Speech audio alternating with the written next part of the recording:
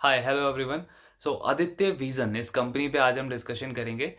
एक small electronic retailer है ये कंपनी एंड बहुत ही सिंपल बिजनेस मॉडल है। जो भी इलेक्ट्रॉनिक आइटम्स होते हैं like mobile, digital gadgets, refrigerator, washing machine, so इन प्रोडक्ट्स की रिटेलिंग करता है ये कंपनी। बहुत ही सिंपल बिजनेस मॉडल है इनका। एंड पर्सनली आई प्रेफर कि जो भी business model simple business model हो, उन्हीं कंपनीज को हम ट्रैक करें, उन्हीं बिजनेसेस को हम स्टडी करें, बिकॉज उन पे कन्विक्शन बहुत ईजी हो जाता है, जल्दी हो जाता है बिल्ड बिल्ड करना।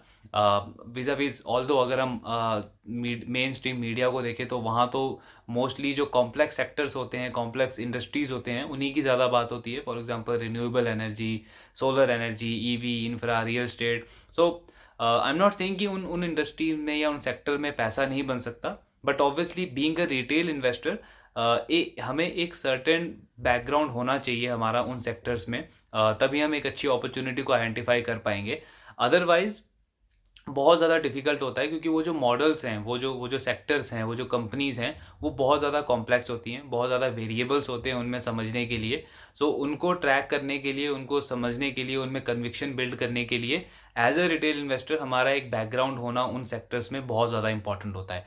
दैट इज़ अ रीज़न कि फोकस हमारा इन पे होता है कि जो कंपनीज बहुत सिंपल हो, बहुत सिंपल बिजनेस मॉडल हो, ग्रोथ अपॉर्चुनिटी अच्छी हो, उन कंपनीज पे फोकस किया जाए। बिकॉज इवेंचुअली तो क्या, स्टॉक रिटर्न्स ही बनाने हैं, हमें हमें पोर्टफोलियो से, मार्केट से रिटर्न्स ही जनरेट करने हैं। सो वो मैटर यही करता है कि उन उन सेक्टर्स में ज़्यादा इजीली हो सकता है जो आपको समझ में आए। दैट इज़ द रीज़न कि हम सिंपल बिजनेस मॉडल पे ज़्यादा फोकस करते हैं। सो आदित्य विजन इस कंपनी ने अपने थर्ड क्वार्टर के रिजल्ट अनाउंस किए हैं। इनका डिटेल बिजनेस एनालिसिस और सेकंड क्वार्टर का रिजल्ट एनालिसिस हमने ऑलरेडी किया हुआ है, तो उसका डिस्क्रिप्शन में लिंक मिल जाएगा आपको। इन ब्रीफ अगर हम समझे तो ये सारे आइटम्स की ये कंपनी रिटेलिंग करती है। कहाँ पे करती है? सो बेसिकली ये बिहार बेस्ड कंपनी है एंड बिहार के स्टेट में इनका 50% से भी ज़्यादा मार्केट शेयर है। सो काइंड ऑफ बाहुबली है ये कंपनी उस स्टेट के अंदर। एंड इनके जो टोटल 138 स्टोर्स हैं, उसमें से 100 स्टोर इनके बिहार स्टेट में है। देन झारखंड झारखंड में इनके 22 स्टोर्स हैं। एंड झारखंड में अभी कुछ टाइम पहले ही इन्होंने एंटर किया था, बट वहाँ पे अभी के टाइम पे ये कंपनी लार्जेस्ट इलेक्ट्रॉनिक रिटेलर है। सो एक तो बिहार में 50% से ज़्यादा मार्केट शेयर है, देन झारखंड में लार्जेस्ट इलेक्ट्रॉनिक रिटेलर है। तो ये जो दो स्टेट्स हैं, यहाँ पे काइंड ऑफ बहुत बड़ा इलेक्ट्रॉनिक रिटेलर प्लेयर है Aditya Vision. Then last year इन्होंने यूपी, उत्तर प्रदेश में एंटर किया था, तो वहाँ पे भी काफ़ी अच्छा रिस्पांस मिल रहा है। एंड अभी इनके टोटल 16 स्टोर्स हैं उस स्टेट के अंदर। एंड यूपी में 75 डिस्ट्रिक्ट्स हैं, जिसमें से सिर्फ 12 डिस्ट्रिक्ट के अंदर प्रेजेंस है अभी आदित्य विजन की। सो वहाँ पे एक बहुत बड़ा मार्केट है ऑलरेडी आदित्य विजन के लिए, जो जो इन्हें कवर करना है गोइंग फॉरवर्ड। सो ये ओवरऑल प्रेजेंस है इस कंपनी की। एंड इनकी फिलॉसफी यही है कि जो हिंदी हिंटरलैंड है इंडिया का, जैसे बिहार, झारखंड, यूपी, एमपी, छत्तीसगढ़, सो इन स्टेट्स में मेनली काइंड ऑफ एक नीश, एक टारगेट ये बना रहे हैं अपना, एक बिजनेस बिल्ड करने के लिए। 3 स्टेट्स में ऑलरेडी बिल्ड किया है, गोइंग फॉरवर्ड वो जो 2 स्टेट्स है वहाँ पे इनका एक्सपेंशन का टारगेट है। तो यही इनका मेन बिजनेस का इनका फिलॉसफी है। ग्रोथ रेट इनका बहुत अच्छा रहा है पास्ट में भी। अब अगर हम पोटेंशियल की बात करें कि कितना बड़ा ग्रोथ पोटेंशियल है इस कंपनी के पास में, सो एक तो हमें ये समझ आता है कि जो कंपनी चीज़ें बेच रही है, ये जो रिटेलिंग कर रही है जिन प्रोडक्ट्स की, वो बहुत ही बेसिक है। एसी, फ्रिज, वॉशिंग मशीन, ये सब बहुत बेसिक आइटम्स है आज के टाइम पे, एंड सबको नीड है इनकी। दूसरा, जब हम इनका पेनेट्रेशन देखते हैं इन इन प्रोडक्ट्स का पैन इंडिया लेवल पे, सो इंडिया का सिर्फ 16% पॉपुलेशन है जिनके पास आज के टाइम पे एसी, रेफ्रिजरेटर, वॉशिंग मशीन, ये तीनों चीज़ें हैं। सिर्फ 16% पॉपुलेशन है, विच मीन्स कि under penetration pan India level पे ही बहुत ज़्यादा है। बट इसको जब हम इन 3 स्टेट के अंदर देखते हैं जहाँ पे इस कंपनी की प्रेजेंस है, तो ये जो अंडर पेनेट्रेशन है ये और ज़्यादा बढ़ जाता है। बिकॉज यूपी में सिर्फ 15% लोगों के पास ये तीनों चीज़ें हैं।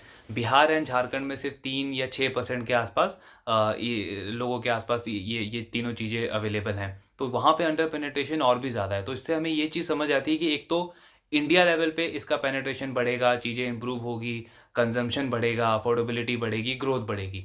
बट उससे ज़्यादा ग्रोथ रेट जो है वो इन 3 स्टेट्स के अंदर होगा, बिकॉज वहाँ पे अंडर पेनेट्रेशन और ज़्यादा है।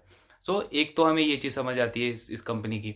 दूसरा, अगर हम अफोर्डेबिलिटी की बात करें तो आज से 10-20 साल पहले अफोर्डेबिलिटी एक बहुत मेजर चैलेंज था इन प्रोडक्ट्स की परचेजिंग के लिए। बट आज के टाइम पे वी ऑल नो कि मल्टीपल बैंक्स हैं, एनबीएफसीज हैं, फिनटेक्स हैं, माइक्रो फाइनेंस कंपनीज हैं। हम इतनी सारे बैंक्स एनबीएफसीज का एनालिसिस करते हैं तो वहाँ पे वो कंपनी लोन्स देती है रूरल एरियाज़ में, विलेजेस एरिया में। सो वो इन्हीं टाइप ऑफ कस्टमर्स को इन्हीं प्रोडक्ट्स के लिए लोन्स देती है, इन्हीं तरीके का लोन होता है वो।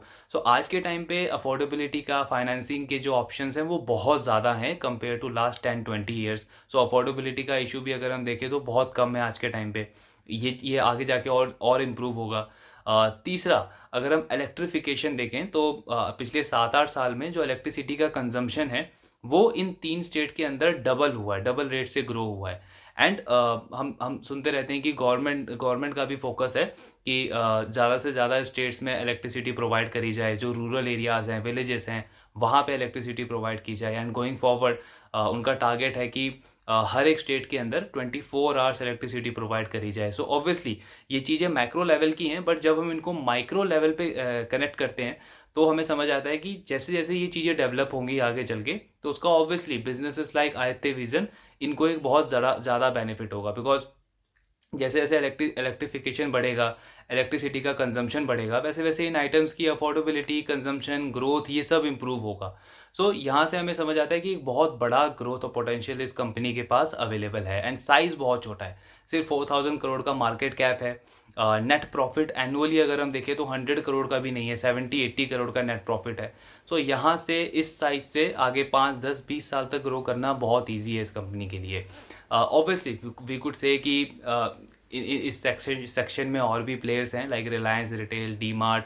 बट वहाँ पे ये इंपॉर्टेंट आ जाता है कि वो जो प्लेयर्स हैं, एक तो वो पैन इंडिया लेवल के हैं, उनका साइज़ ऑलरेडी बहुत बड़ा है।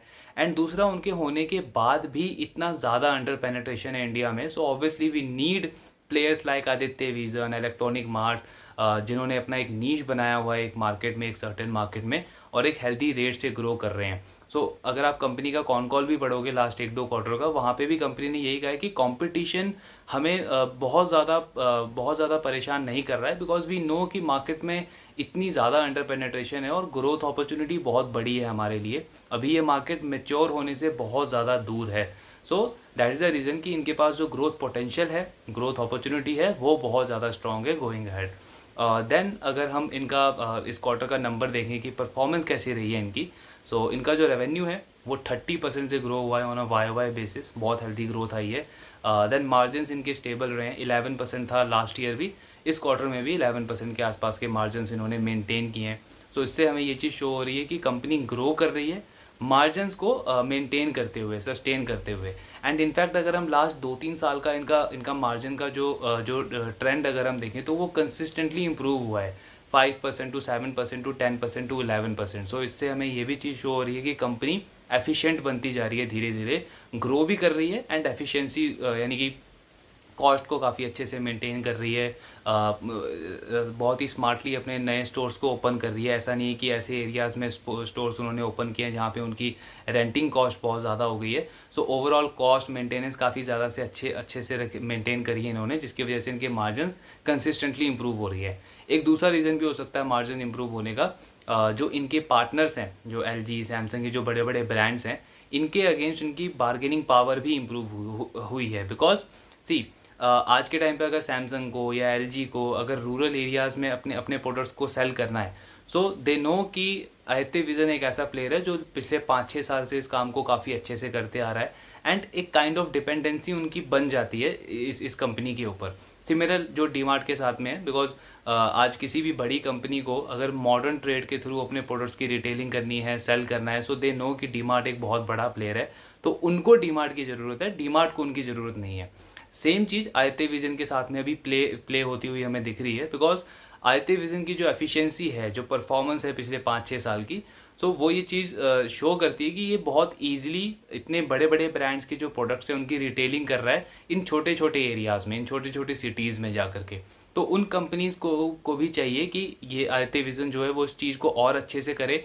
एंड दे नो कोई नया मॉडल आया है उनके पास, कोई नया प्रोडक्ट उन्होंने इनोवेट किया है, सो उसको मार्केट तक एंड यूज़र तक जल्दी अगर पहुंचाना है इन एरियाज़ में, तो आदित्य विजन बेस्ट प्लेयर है।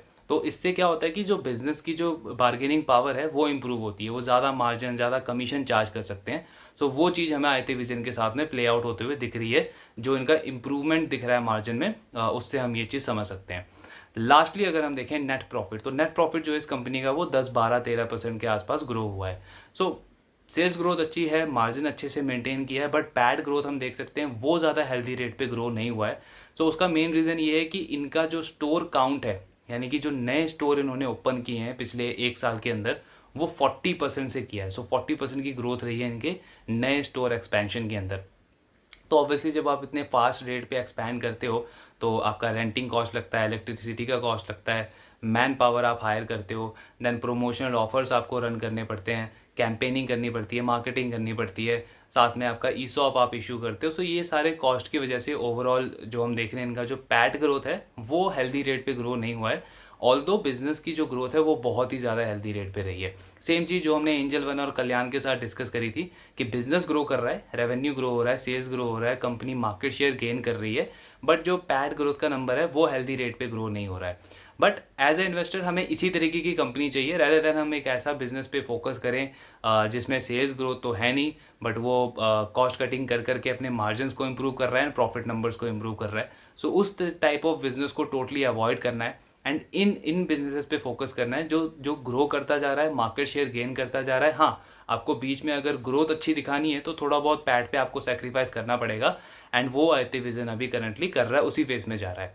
दूसरा, अगर हम इनका लास्ट क्वार्टर का भी नंबर देखें तो लास्ट क्वार्टर जो था Q2 वो काफ़ी म्यूटेड क्वार्टर था पूरे रिटेल सेक्टर के लिए, बिकॉज जो फेस्टिवल था वो थर्ड क्वार्टर में शिफ्ट हो गया था, नवरात्रे वगैरह जिससे अच्छा बिजनेस मोमेंटम डेवलप होता है, सो वो थर्ड क्वार्टर में शिफ्ट हो गया था।